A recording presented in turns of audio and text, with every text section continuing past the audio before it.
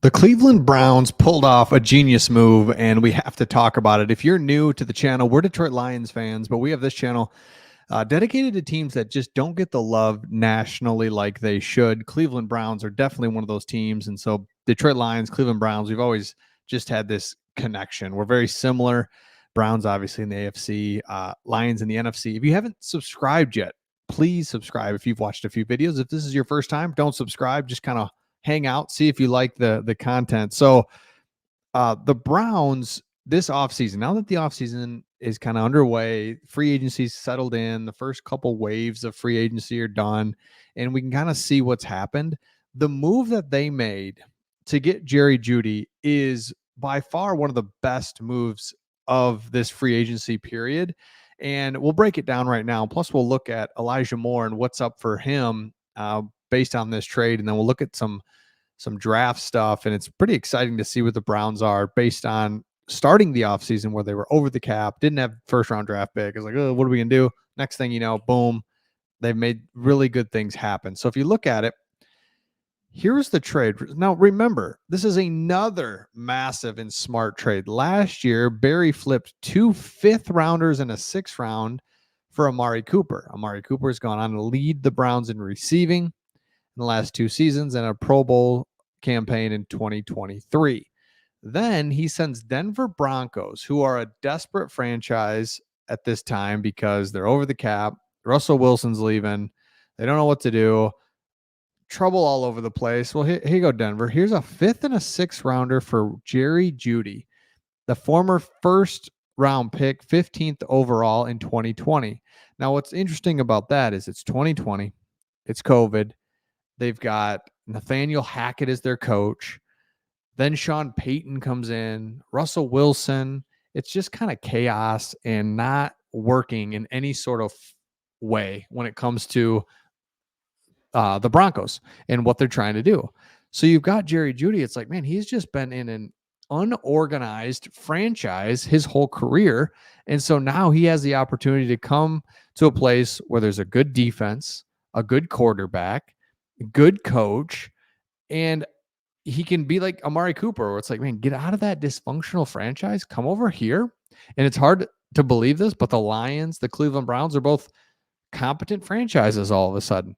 So when in a period when the wide receivers really weren't a ton of wide receivers available this free agency, you saw a lot of big name running backs, and you saw a couple of years ago when the wide receivers were flying all around like Tyreek Hill. So there really wasn't this option for like, where are we going to get a good receiver? So for Andrew Berry to go and find one via a trade for a 5th and 6th rounder to get Jeudy is perfect. And really it's good for both sides because Denver's like, all right, they're in all kinds of trouble. So they're like, fine, here you go. Here, we'll take a 5th and a 6th rounder. And if you're Cleveland, you're like, man, those guys aren't even this type of a player with NFL experience isn't out there. We'll take him. So I love that move. Now, what does that mean for Elijah Moore? Well, Stefanski was asked about Elijah Moore and if he sees him with a role on this team. And he says, I do. Just look at the numbers. He's had a career year, and I think it was for a reason. I feel really strong about him, the player. As you know, we're moving different quarterbacks in there. That can affect it. You look at the Jets game where Amari's out. Elijah went right in the focal point. He was making plays up and down the field before he got hurt. So I know he's capable after a career year, and we anticipate him to be even better. Absolutely. So now the Browns now they have 3 receivers. They've gotten Njoku. They've got Deshaun Watson back, a new offensive coordinator. Like the offense should just be so much better. And then the defense is still the defense. The defense is strong. And the defense doesn't even have to play as lights out as they did. I mean, there were some times they played really lights out, but they don't have to do that anymore. In fact, the offense should be just as the defense carried games for the Browns, the offense can do that this year and really provide a boost that is hard to match when you're like, all right, playing that complementary football that you really want to. So if you go to kind of the latest mock draft, here's what you find. if you look where the Browns are, obviously don't have a first round pick. And then when you find them at 54, they have them. They're Chris Jenkins, defensive lineman, Michigan, one of Jim Harbaugh's favorite players on that loaded Michigan team. And you've got Chris Jenkins, 6'3", 300 pounds. He moves like a defensive end, but he can play D tackle.